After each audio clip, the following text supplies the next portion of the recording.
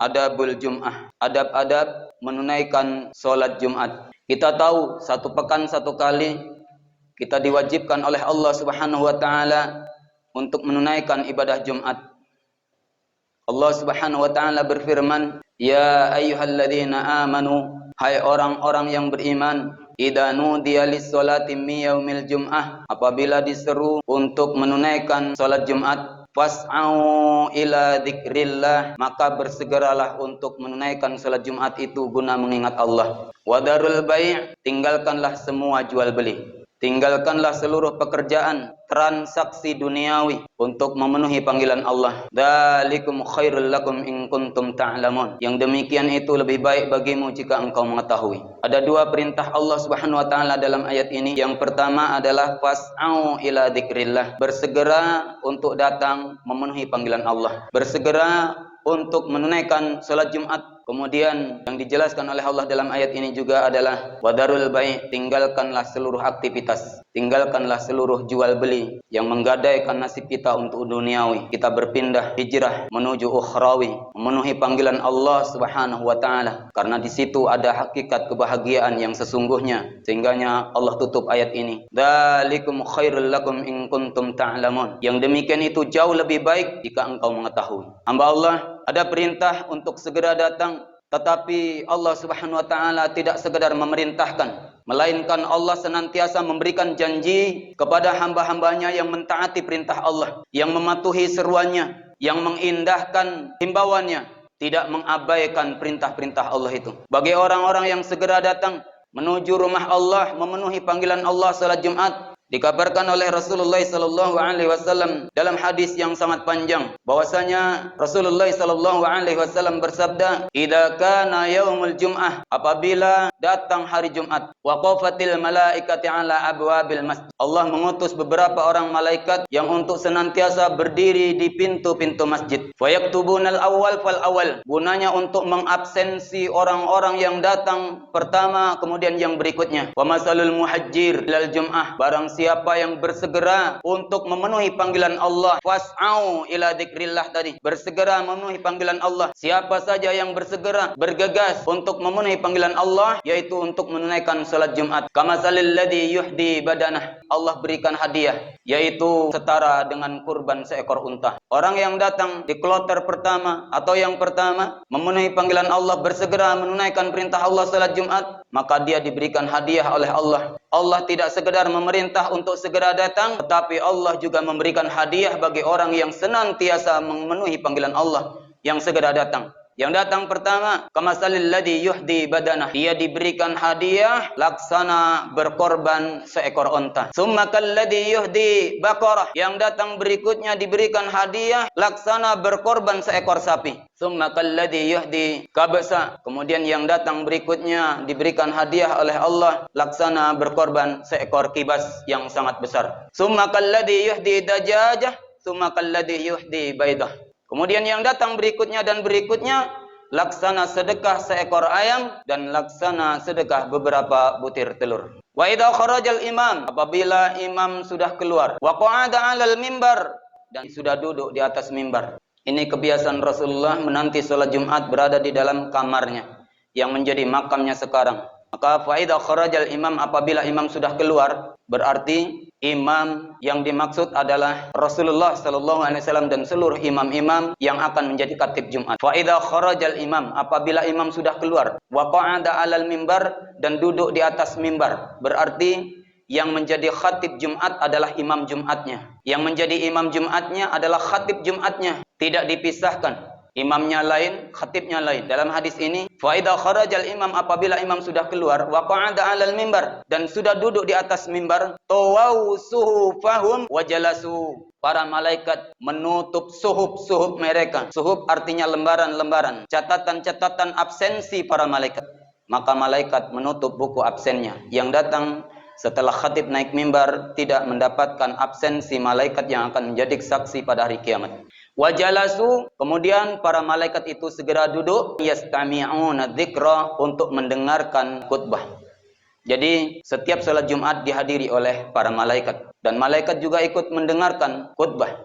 Makanya khutbah itu sebenarnya dia harus menyampaikan qala Allah wa qala Rasul. Malaikat itu mencatat menjadi saksi. Di dalam surat Qaf surat ke-50 ayat 18, ma yalfidhu min qaulin illa ladaihi raqibun atid, tidak sepatah kata pun yang engkau ucapkan melainkan di sisimu ada raqib dan atid yang selalu mencatat. Innal abda la yatakallamu bil kalimati min ridwanillahi ta'ala la yulqiyalah bala yarfa'ullahu biha darajat. Sesungguhnya ada seseorang yang mengucapkan suatu kalimat yang diridhai oleh Allah tanpa mereka sadari, yarfa'ullahu biha darajat, Allah angkat derajatnya di sisi Allah. Wa innal abda, dan ada seseorang la yatakallamu bil kalimati min sakhatillahi ta'ala, yang dia mengucapkan satu patah kalimat la yulqiyalah tanpa dia sadari, tanpa dia pikirkan apa manfaat dan apa mudaratnya, apa bahaya dan apa gunanya, tidak dia pikirkan. La yulqiyalah bala yahwi biha fi jahannam, dengan satu kalimat yang tidak dia pikirkan itu Allah benamkan ke dalam neraka jahannam. Makanya karena khutbah itu didengarkan oleh para malaikat dan dicatat dan akan mendapatkan balasan pahala serta dosa, maka berkata di atas mimbar ini harus qala Allah wa qala Rasul. Apa yang telah disampaikan oleh Allah dalam firman-Nya, dalam Al-Qur'annya, dan apa yang telah disampaikan oleh Rasul dalam sunnah-sunnahnya, dalam hadis-hadisnya. Tidak boleh berbicara politik di atas mimbar. Tidak boleh berbicara masalah duniawi di atas mimbar. Sebagaimana kita dilarang berbicara duniawi di dalam masjid.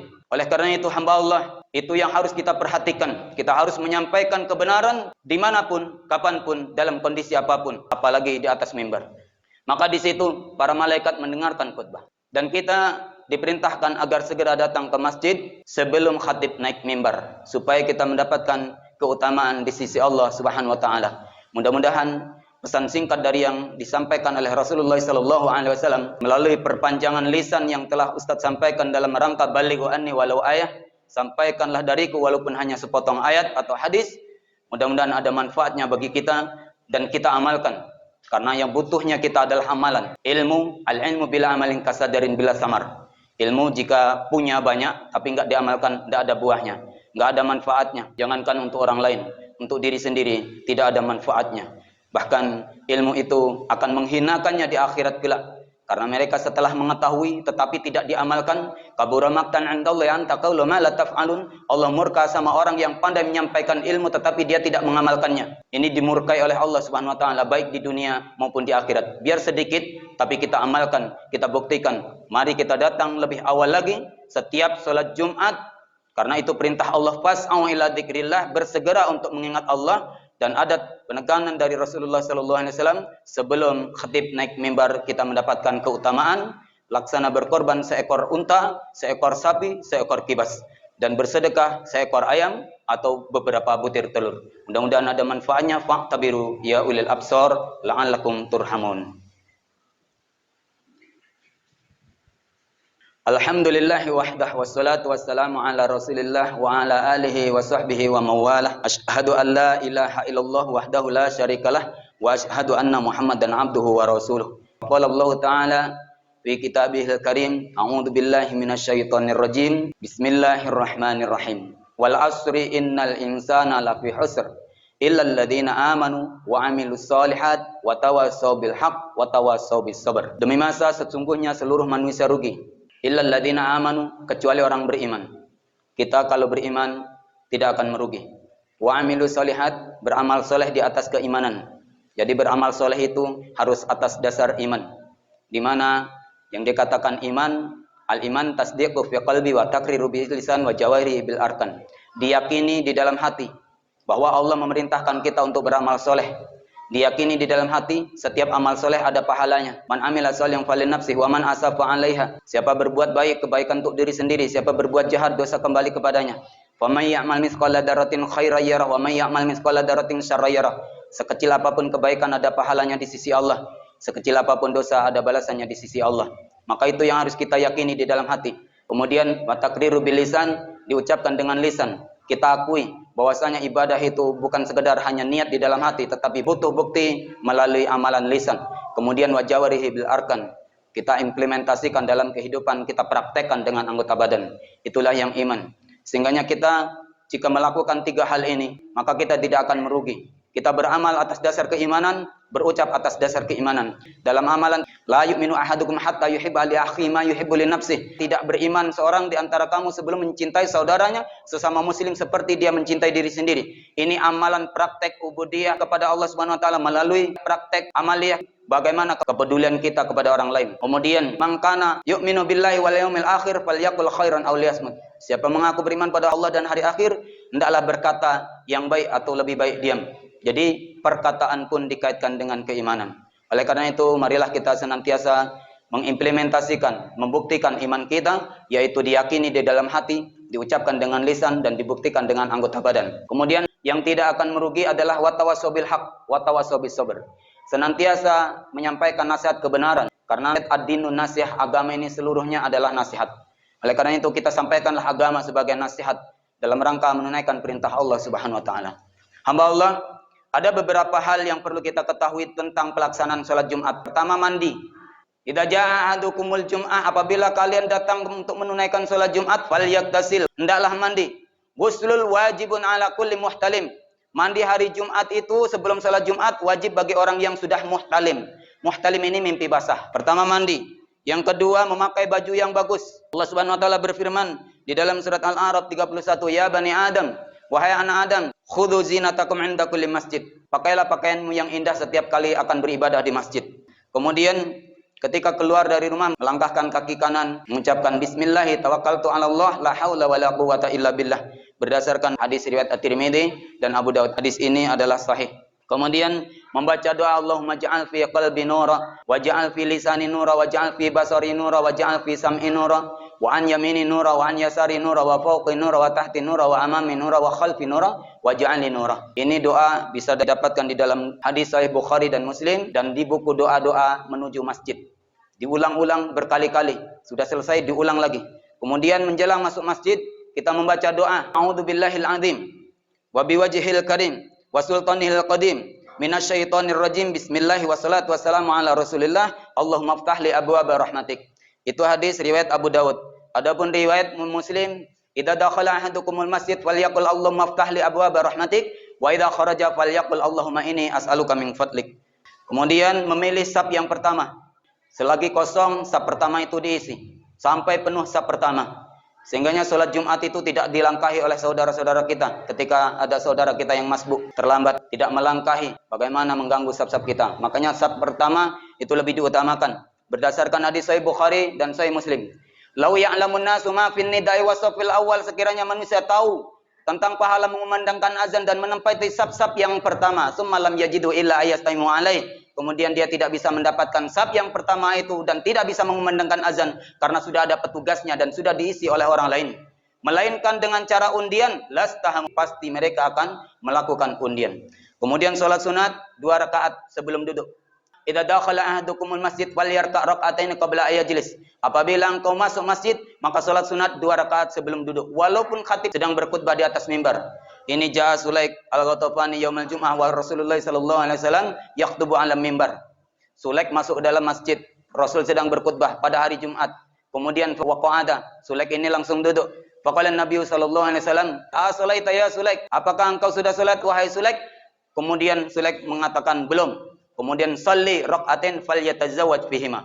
Salatlah 2 rakaat dan diringkas dalam salatnya. Artinya sedang khutbah pun diperintahkan untuk salat sunat tahiyatul masjid. Kemudian dalam salat itu hendaklah mendekat kepada sutrah. Idza shalla ahadukum falyusalli ila sutrah wal yadnu minha. Hadis Muslim. Idza shalla ahadukum, apabila kalian salat, falyusalli ila sutrah, hendaklah salat menghadap sutrah, wal yadnu minha, dan hendaklah mendekat kepada sutrah. Sutrah itu dinding, sutrah itu orang yang sedang duduk, sutrah itu tiang, sutrah itu tas yang kita pasang sendiri, pembatas di antara kita, dan jaraknya adalah dhira'in, 1 hastah.